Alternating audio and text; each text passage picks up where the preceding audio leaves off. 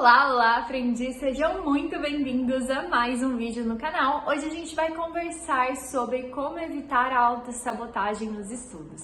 Se você está estudando há pouco mais de um mês, você já deve ter percebido que o caminho não é simples e nem é normal que seja simples. Afinal, você está saindo da incompetência para a competência.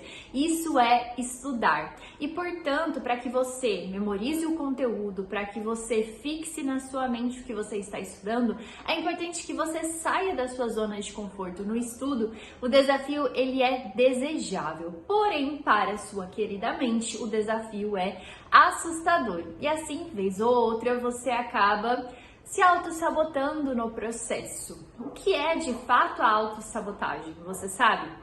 Porque é o seguinte, muita gente fala assim, é porque eu me auto-saboto, mas nem tem noção real do que é autossabotagem. Então a gente vai começar esse vídeo tirando essa dúvida, porque a gente só consegue atacar um inimigo que a gente consegue ver, certo? Então vamos pensar comigo. O que é autossabotagem? Existe dentro de você, dos seus pensamentos, da sua mente, um monte de crenças, várias coisas que você pensa sobre você mesmo, e isso é espelho do que você pensa sobre os outros. Então, se você hoje tem alguma coisa numa pessoa próxima a você que te incomoda, para e tenta entender exatamente por que aquilo te incomoda na outra pessoa. Normalmente, a gente fala que relacionamentos são espelhos, né?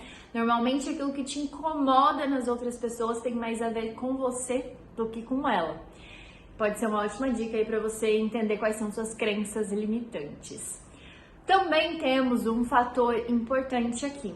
A autossabotagem, ela faz com que você tenha necessidade de afirmar, de confirmar essas crenças negativas que você tem em relação a você mesmo.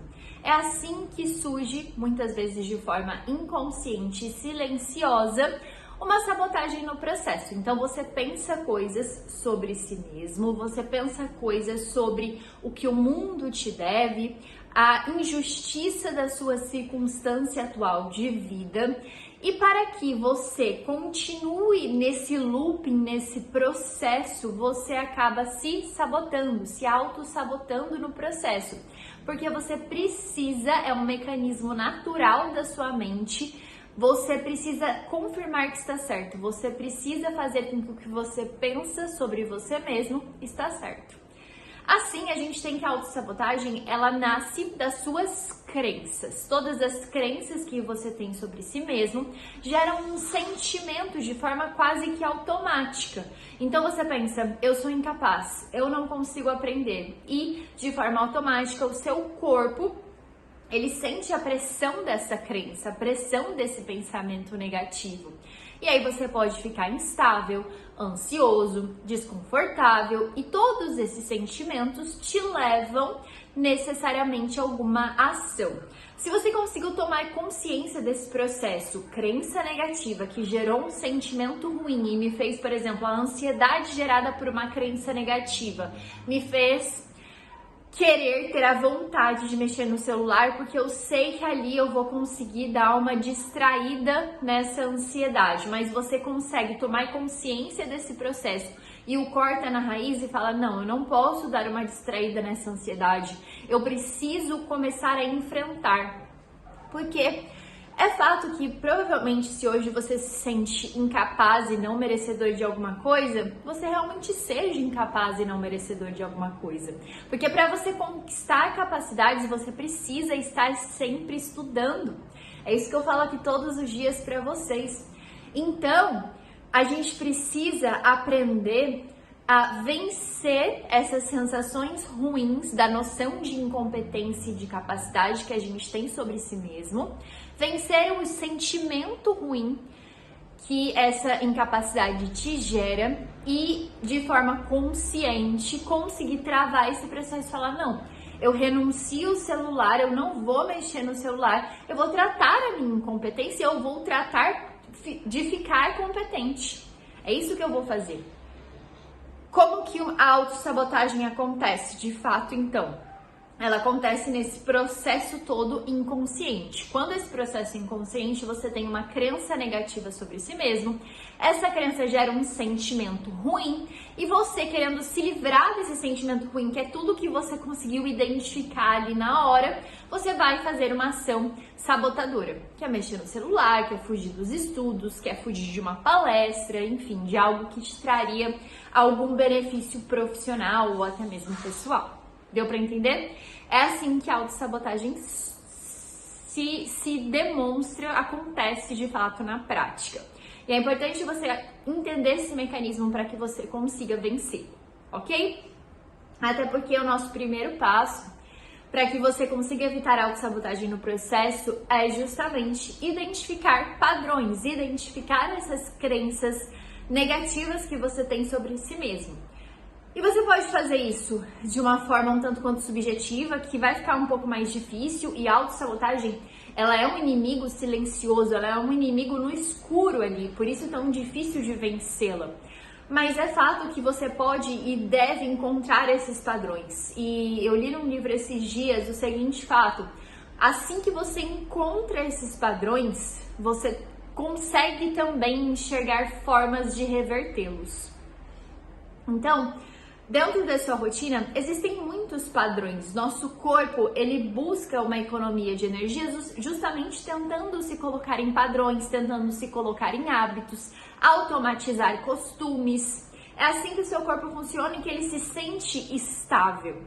E aí, você vai começar a perceber, por exemplo, que alguns padrões são desencadeados por situações específicas do dia. Muitas vezes de manhã você consegue render melhor, porque você não passou ali por um dia que às vezes você vai num trabalho que, além de te tomar muita energia, você encontra pessoas que falam coisas ruins sobre você e aquilo fica martelando na sua cabeça, uma briga que você teve e isso te atrapalha nos estudos, enfim.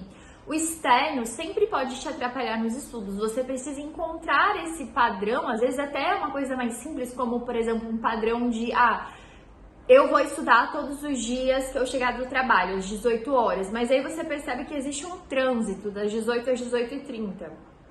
E você não considerou esse padrão. Tudo isso precisa ser considerado e identificado, esses padrões, para que você consiga revertê-los a favor dos seus estudos. Então, circunstâncias do dia a dia, pessoas podem gerar padrões em você. O que você consome na internet, a comparação que você faz em relação às pessoas que você assiste ali na internet pode gerar alguma crença negativa. O trânsito, de grandes a pequenas coisas, você tem que identificar esses padrões. E, obviamente, as mentiras que você inventou sobre você. Então, ali você, com certeza, tem crenças negativas e você precisa identificar quais são essas crenças e como você vai mudar aquilo, ok? Esse é o primeiro passo. O segundo passo é fazer a parte fácil. Mari, existe uma parte fácil? Sim. O primeiro passo era a parte difícil, porque era subjetivo. Cada um vai ter uma luta, cada um vai ter uma dor para vencer. Agora o segundo passo é a parte fácil. O que é a parte fácil? É a parte objetiva, o que é igual para todo mundo. Você precisa ter um como fazer. Como estudar, como se organizar, qual é o passo a passo para eu completar esse trabalho no qual eu me engajei.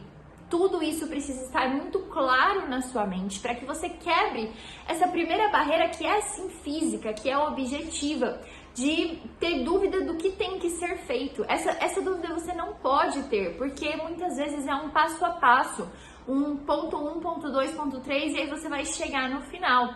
E isso faz com que você destrave os seus estudos na prática. Uma organização, um planejamento realista já é meio caminho andado. Um método de estudos já vai fazer com que você não sinta a dúvida de como estudar. Pelo contrário, você vai se sentir seguro, sabendo o que você está fazendo e aonde aquele método de estudos que segue as fases do aprendizado vai te levar, que é de fato a retenção do conteúdo, que é um resultado importante para você.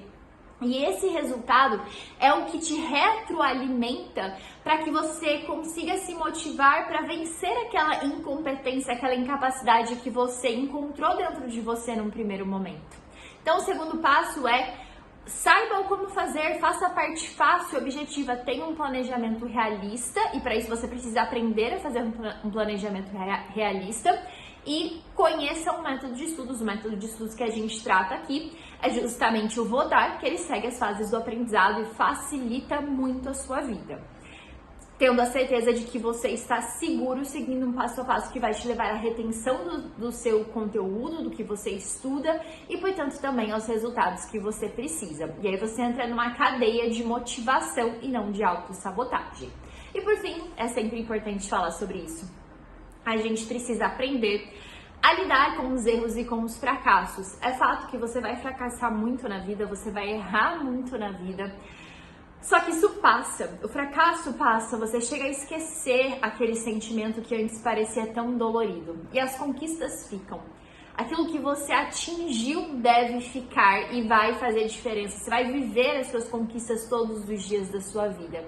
Então entenda o fracasso não como algo indesejável, mas como parte natural de uma rotina de sucesso. Porque só fracassa quem se arrisca a fazer alguma coisa. Da mesma forma, só tem sucesso quem se arrisca a fazer alguma coisa. Fez sentido para você? Me conta aqui embaixo qual dos 3 passos está sendo mais difícil. 1, identificar padrões. 2, fazer a parte fácil. Ou 3, aprender com os erros e conseguir lidar com o fracasso. Se você gostou desse vídeo, não se esquece de se inscrever no canal, deixar o seu like, ativar o sininho. Estamos aqui semanalmente trazendo vídeos novos para vocês sobre estudos, produtividade e temperamentos. Eu conto com o seu like, com a sua inscrição e com o seu compartilhamento. Combinado? Um beijão e até o próximo.